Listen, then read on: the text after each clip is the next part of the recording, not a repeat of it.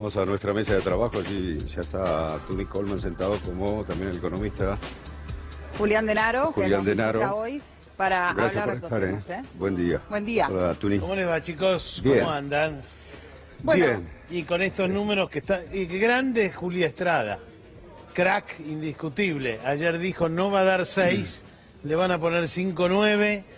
Sí. Y eso lo dijo antes de que salga el número. sí, Cinco, No van a siete, querer 5, 9. tener el 6. claro. Bueno, tenemos un 5,9, es prácticamente lo mismo. Sí, Igual, ya es sé, una cuestión pero- psicológica de él. En vez de decirte, esto sale 200 pesos, sale 199, ¿no? Con 99. Sí. Pero por algo lo hacen en el mundo Lógico, entero. lógico. Tiene un impacto psicológico. Exactamente. ¿O no, Julián? Sí, tiene un impacto psicológico, pero lo que es innegable es que este gobierno que decía que sería sencillo bajar la inflación, esto lo decían desde mucho antes de asumir incluso, ¿no? Prometían que reduciendo la emisión monetaria iban a bajar la inflación, pero sin embargo han generado una inflación muchísimo más alta que el gobierno al cual criticaban. ¿Por qué? Porque han dolarizado absolutamente todo, es decir, las tarifas, los alimentos, al haber quitado toda la regulación del comercio exterior e interior de la nación, han dolarizado absolutamente todo y los golpes, obviamente, del tipo de cambio, o sea, del precio del dólar, a donde se trasladan directamente a los precios, generando una destrucción absoluta también del poder adquisitivo, que es lo que más nos preocupa, ¿no?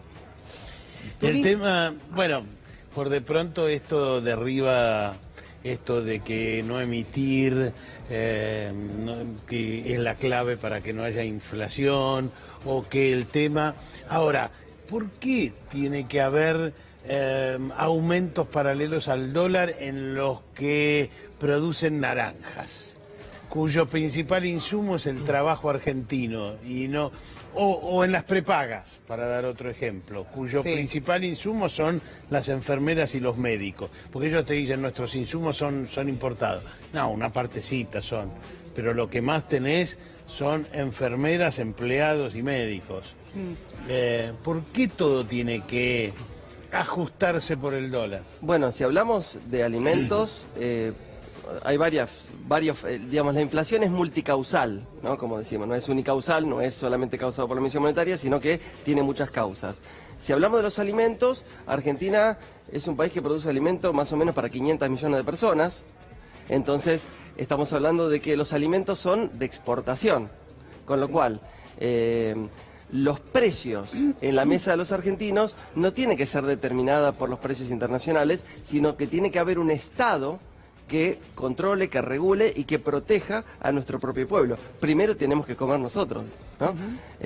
Y con respecto a otras variables, hay una cosa que se llama inflación inercial. Esto es un estudio que distintos sectores de la economía lo han hecho en todos los países incluso, ¿no? Es decir, que las tasas de inflación de cada momento son en buena parte determinadas por la tasa de inflación prevista. Es decir, las expectativas inflacionarias también son causas de inflación. Entonces, si vos sumás causas por expectativas, causas por aumento de costos, causas por aumento de tipo de cambio, es decir, del precio del dólar, con tanto componente de la economía dolarizado, entonces vas a tener Sí, acá la inflación también, más alta desde la convertibilidad para acá, desde antes de la convertibilidad para acá. Se ha denunciado a media voz también el hecho de que muchos empresarios fijaban un precio cuando si el dólar estaba a 30, ya lo fijaban con un dólar a 40, tenían el precio del producto como para cubrirse, siempre por las dudas, que es la cuestión de la expectativa que decías recién, ¿no? Sí, de hecho...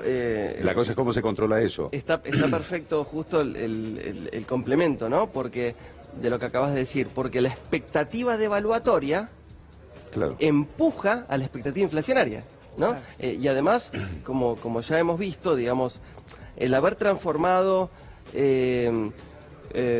al sector productivo en un sector especulativo con altísimas tasas de interés, este gobierno lo ha generado esto, se ha generado como una carrera loca, ¿no? Entre tasa de interés, tasa de inflación y tipo de cambio, ¿no es cierto? ¿Por qué? Porque se le dan tasas de interés altísimas a los sectores especulativos financieros para que agranden sus capitales a mucha velocidad, es decir, sería como una economía que funciona para ellos Claro. en desmedro Ahora, de... la pregunta es, el diagnóstico está hecho, por cierto. ¿Cómo se rompe ese círculo vicioso? Sí, hay que, por supuesto, hay que bajar las tasas de interés y claro, muchos analistas están diciendo, ¿cómo hacemos para que toda esa plata no se vaya al dólar y se vuelva a la producción? Ahí tenemos un plan que tenemos varias fuentes que estamos leyendo acerca de cómo incentivar a través del gobierno ese dinero hacia la producción y no hacia la especulación, hacia la producción, hacia la industria, hacia los créditos a la producción y no a la especulación. Claro. Es decir, que eso Siempre es lo que dicen genera los empleo, ¿no? especialistas que todo plan económico, si bien son una cuestión de números, necesita de la confianza. Si no, no hay plan económico que funcione, ¿no? Sí, lo que pasa que nosotros hemos tenido en estos últimos, y esto ha quedado muy a la vista del mundo, así como en todo el mundo se ha hablado que Argentina fue el país que más se desendeudó desde el 2005 hasta el 2015, también en todo el mundo se habló de que Argentina fue el país que más se endeudó desde el 2016 al 2019. Entonces, los modelos económicos ya hablan por sí solos. Es decir, no es lo mismo un modelo especulativo financiero con tasas de interés altísimas que obviamente destruyen la actividad productiva porque no se puede consumir, no se puede pedir un crédito para invertir y demás. Y de hecho, capitales productivos dicen, bueno, ¿para qué voy a producir con una demanda que está cayendo, con un salario destruido, si coloco el dinero a interés y gano sin hacer nada incluso, ¿no es cierto? Claro. Entonces, no es lo mismo un modelo especulativo financiero que un modelo productivo, ¿no es cierto? Y es muy importante en esto también el control de precios el control de precios, más que control de precios, el análisis de la formación de precios en toda la cadena, desde el pequeño productor hasta la góndola del supermercado, ¿no es cierto? Porque en cada eslabón de la producción, distribución y comercialización hay sectores que hacen abuso de su poder y se quedan con un porcentaje excesivo del precio que paga el consumidor. Esa actividad estaba en manos de la Secretaría de Comercio durante el gobierno de Cristina Fernández y fue desmantelada por el gobierno de Macri apenas asumió.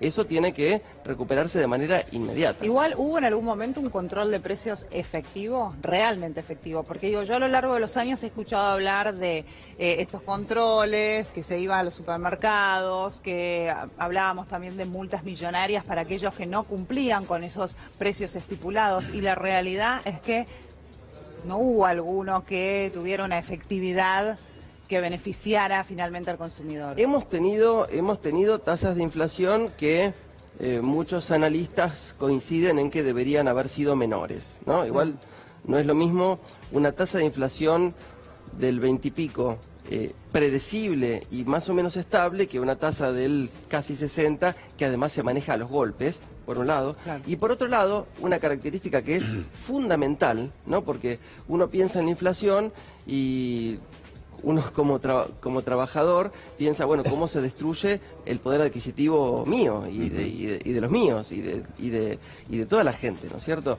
Entonces, una cosa que hay que evaluar, que es muy importante, es qué pasa con los salarios y las jubilaciones frente a la inflación. Es decir, no es lo mismo que las paritarias y que la movilidad jubilatoria cierren por encima de la inflación que suban muy por debajo. Es decir, si tenés una inflación del 25% y salarios y jubilaciones te aumentan el 28%, tenés un aumento del poder adquisitivo de salarios y jubilaciones. Ahora, si tenés una inflación del 50% y salarios y jubilaciones te suben el 30%, lo que tenés es un deterioro del poder adquisitiero de salarios y jubilaciones. Igual hay Ese que es un ver punto que fundamental. Precios Cuidados no fue un mal instrumento y no era un control de precios, era un acuerdo, se supone Pero que era un ¿cuántos acuerdo. productos, Tuni? Pocos. No, ya sé, por supuesto, ¿no? Por supuesto. Pero... y el efecto lamentablemente siempre es el mismo. Se acuerda con determinada empresa que, por ejemplo, produce 4 o 5 productos que están dentro de precios esenciales o precios cuidados, y después el resto de los productos que quedan fuera del acuerdo te lo marcan el doble. Bueno, Entonces, pero digo, ahora lo que pierden por un lado en un- realidad lo ganan por el otro. Lo que pasa es que necesitas una base, aunque sea de Sí. una canasta que tenga algo de precio razonable y que esté un poco atada, me parece, en Sí, esta sí, por situación que supuesto. tenemos de casi 60%.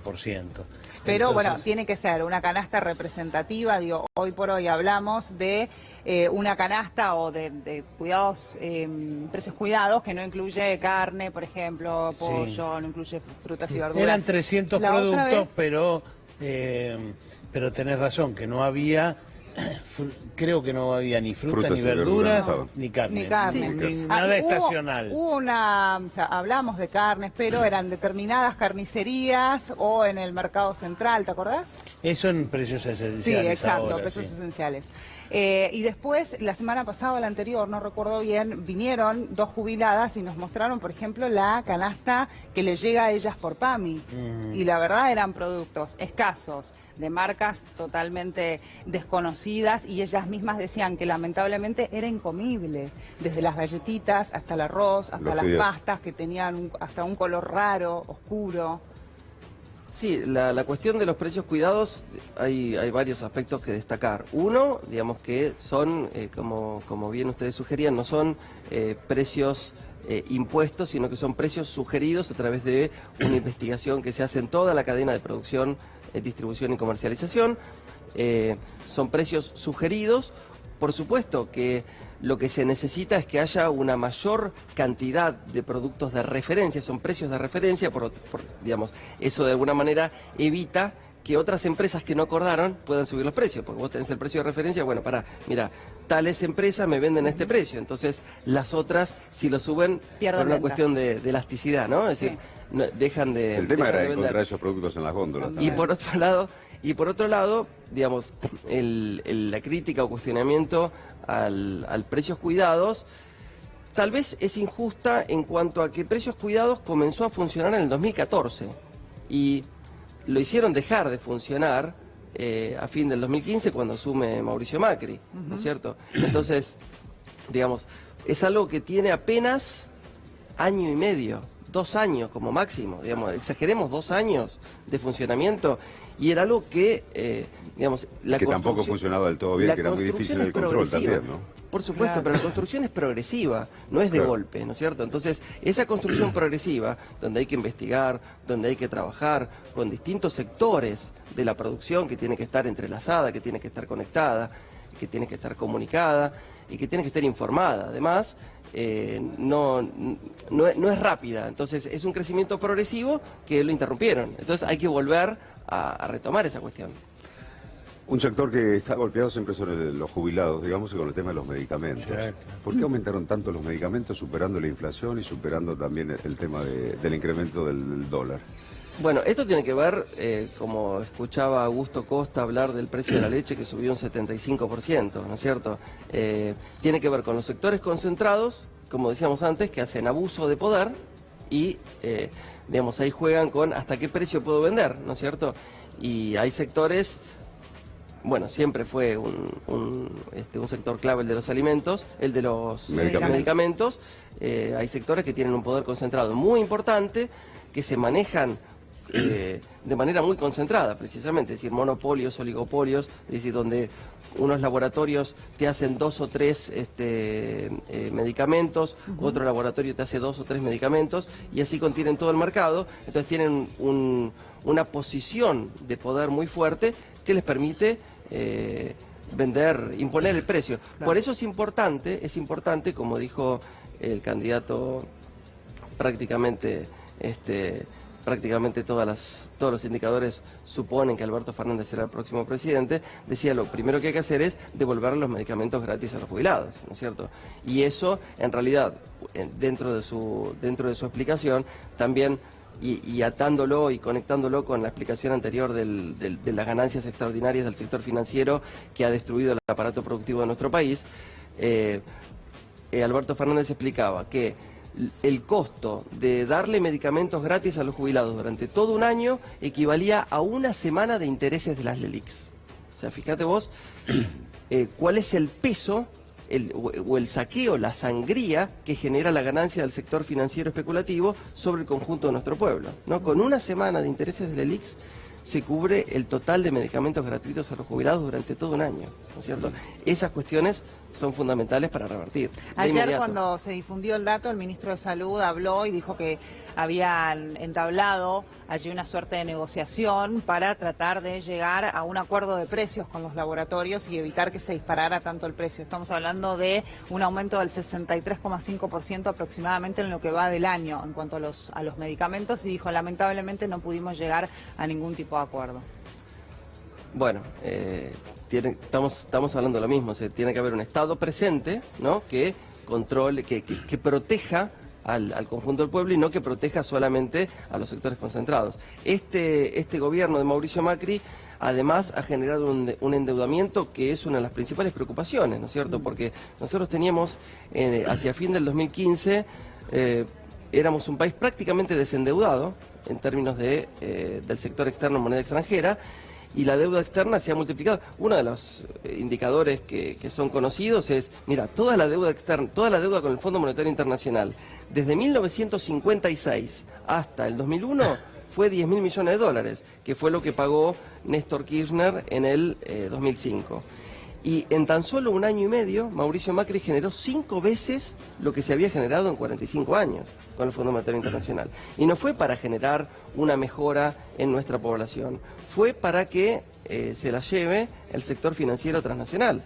Entonces, este es el cambio de modelo fundamental que hay que trabajar, ¿no es cierto? Cómo volver a transformar un país especulativo financiero en un país productivo. Y muchos analistas económicos están hablando también, analistas económicos y analistas políticos, del fin de la tercera ola neoliberal en Latinoamérica. Y eso lo tenemos que aprovechar principalmente para recuperar el nivel de vida de la mayoría de la población, ¿no es cierto?, que se ha deteriorado drásticamente. Como charlábamos ayer, esto va a aparecer en el debate del domingo, ¿no? Si no, lo tenemos a Claudio, que va a decir, ¿y ustedes qué dicen de esto? ¿Cómo no puede? Pasa un papelito porque no se puede preguntar. No se puede preguntar. Claro. Y las multas son caras, aparte, ya nos dijo. Bueno, pero acá la producción dice que pone el dinero. Nuestra productora Luz, Leo, dijeron que sí, que ellos ponen 100.000 pesos cada uno y vos preguntás sin asco. Vamos a, el fondo creo pronosticó un 57 y pico para este año, pero casi un 40% para el 2020 también. Bueno, el Fondo Monetario Internacional lo que propone son las mismas medidas de siempre, es decir, ajuste de inversión social en realidad. Nosotros ya lo teníamos estudiado esto de lo que había pasado en la relación con el Fondo Monetario Internacional anteriormente, ¿no es cierto? Que el Fondo Monetario Internacional nos decía, no, pero miren, ustedes no pueden gastar más que lo que recaudan, entonces tienen que recortar el gasto público, pero recortar el gasto público en realidad era recortar la inversión social del Estado y aumentar, en la medida que se aumentan la deuda externa, se aumentan los intereses de deuda, entonces tenés un drenaje permanente de dinero de nuestro que va a pagar deuda. Y ahora volvió a ser lo mismo, es decir, el Fondo Monetario Internacional dice, no, pero ustedes tienen que ajustar, no se puede gastar más de lo que se recauda, y volvimos a achicar el presupuesto dirigido a inversión social por parte del Estado, es decir, educación, salud, energía, transporte, turismo, medio ambiente y demás. Y en cambio, al aumentar la deuda externa de una manera impresionante, lo que se ha generado es un drenaje de vuelta por intereses. Hay un análisis que es importante tener presente, que es aproximadamente cuando empieza el ciclo de desendeudamiento, es decir, antes de que empiece, porque estábamos en cesación de pagos, estábamos en default, del presupuesto de gasto del Estado, el 25% iba a pagar deuda pública y solamente quedaba el 75% para inversión social.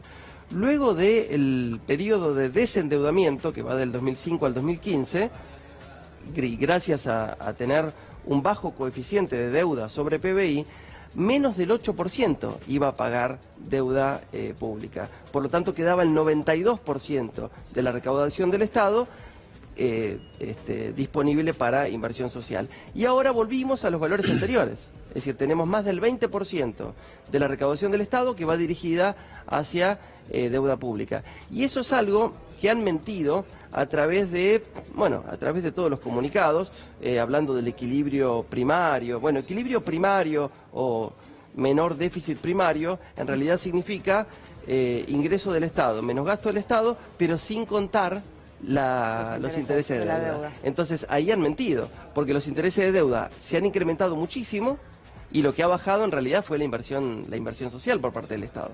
Que eso castiga enormemente la actividad, el empleo, y yo me acuerdo siempre las discusiones que había en el 2015, 2014, 2015, antes de que asuma este gobierno, cuando los que están ahora decían, va a ser muy fácil, lo que decíamos antes, bajar la inflación, reduciendo la emisión monetaria, ¿no es cierto?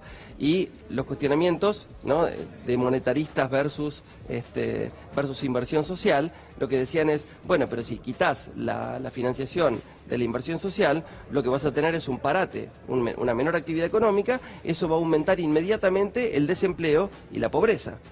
Y eso fue lo que pasó. Teníamos un desempleo del 6% y ahora lo tenemos en el 11%. Es que, a ver, hubo distintas políticas que fue tomando el gobierno cuando vio que no podía controlar la inflación. Una de ellas era justamente, y la frase que sonaba continuamente era secar la plaza, claro. Es decir, quitar dinero para frenar un poco el consumo, que haya menos dinero en circulación y consecuentemente tratar de controlar al menos la inflación. Eso no solamente no sucedió, sino que además, como vos decías recién, Julián, se paralizó totalmente la economía con todas las consecuencias que vimos, ¿no? Pérdidas de puestos de trabajo, empresas, sobre todo las pymes, que no tienen espalda para aguantar, que han cerrado y demás. Ahora, digo, con las cosas como están, que era lo que recién decía Claudio, y probablemente una de las críticas al formato de debate que vimos la semana pasada y que vamos a repetir el próximo fin de semana, es el cómo.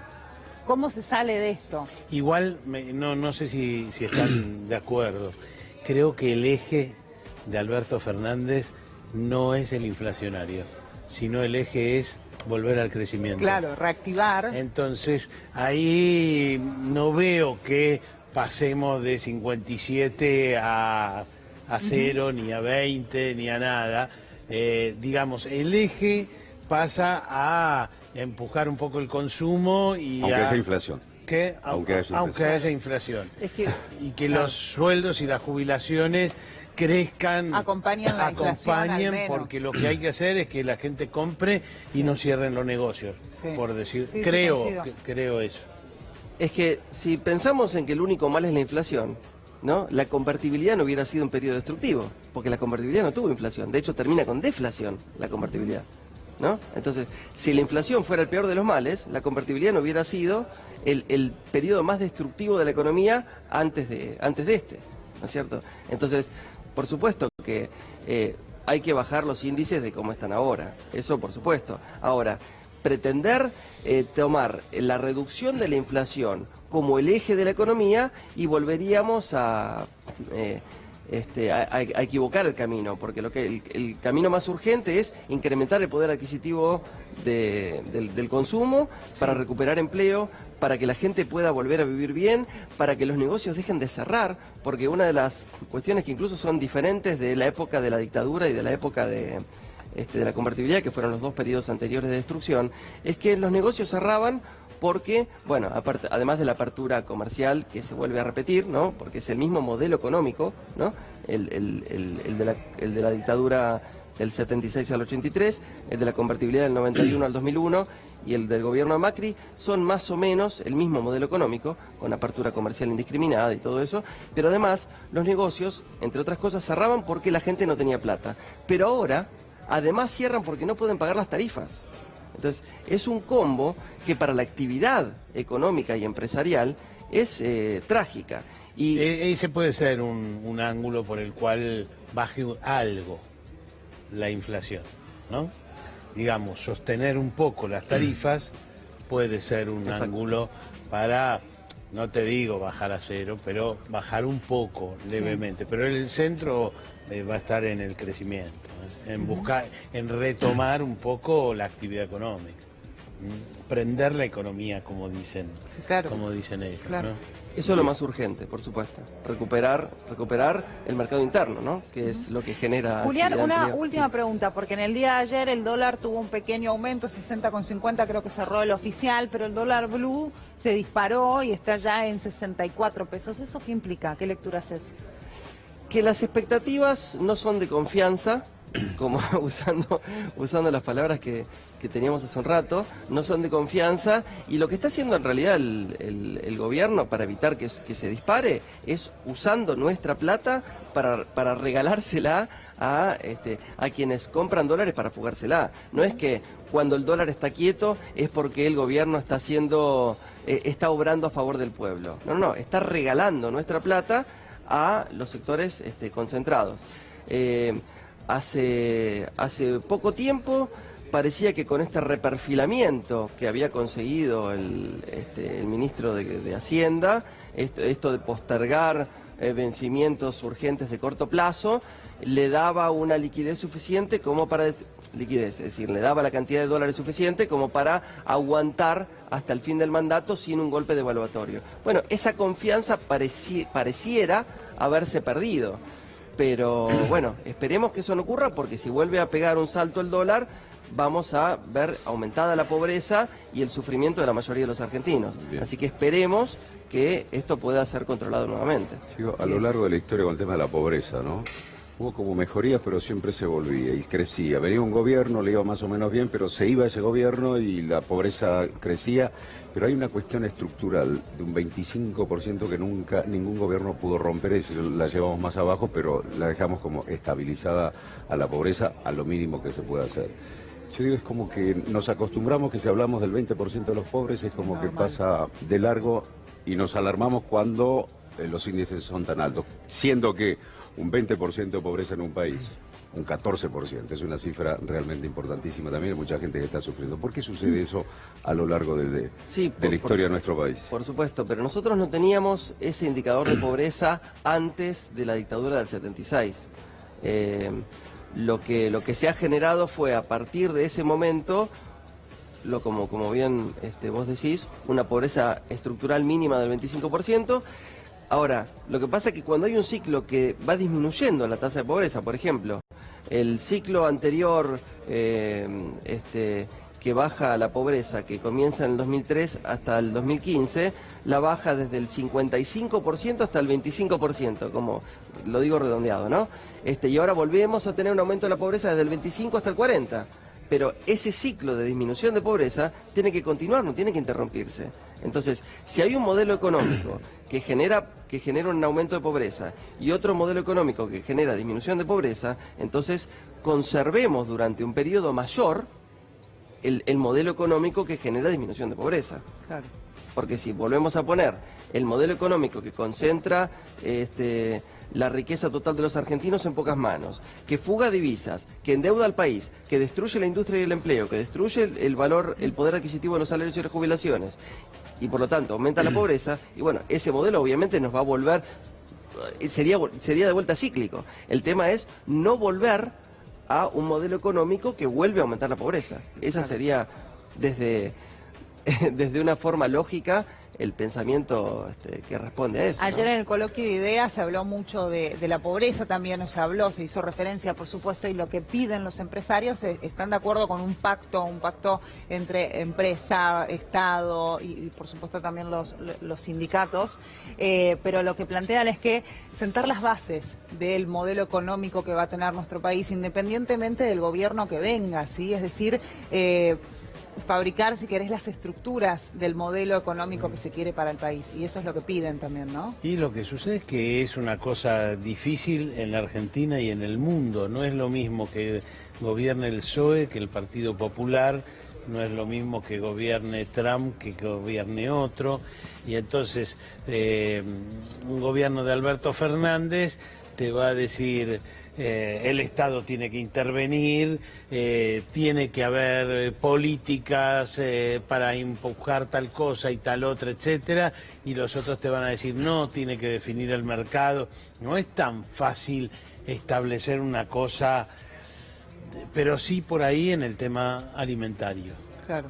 en el tema alimentario puede ser, pero como cuáles van a ser las conductas, las bases económicas, la filosofía económica, y está muy discutido en el mundo entero, me parece a mí.